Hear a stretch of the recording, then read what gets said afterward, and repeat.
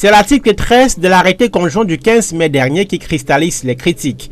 Cette disposition annule les missions de recouvrement et de mission des recettes assurées jusque-là par les maires, les chefs de région et les comptables. Ces rôles reviennent aux unités de suivi de la fiscalité locale dirigées par des agents de l'État.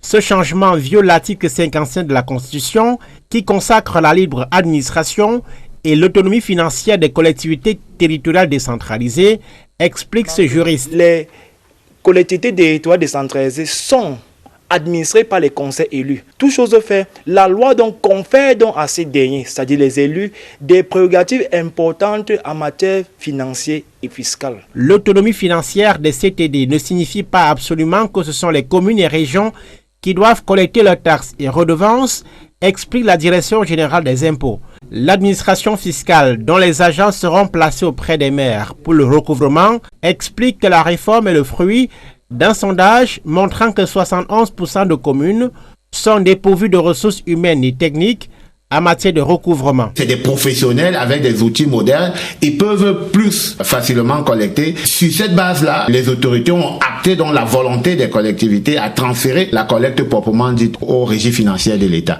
La seule contrainte que cela imposait, c'était que la ressource collectée aille directement dans les comptes des collectivités territoriales et que cette ressource ne transite plus par le compte unique du Trésor à la Banque centrale qui, lui, peut parfois être engorgé. Pour les juristes, le débat porte sur la légalité de l'arrêté conjoint Minfi-Mindevel. Le risque du texte est qu'il crée des structures sans personnalité juridique et ne pouvant répondre légalement de la gestion financière des communes. Si ce n'est pas le maire ou le président du conseil régional qui doit émettre ces recettes municipales, qui doit le faire? Quel acteur?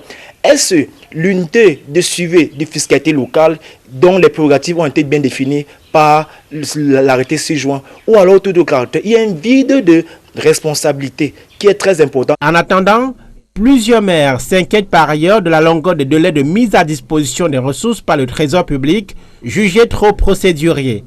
Face à ce qui est perçu comme un retour brusque à la centralisation du pouvoir, une réunion d'urgence est annoncée ce mardi au Premier ministère.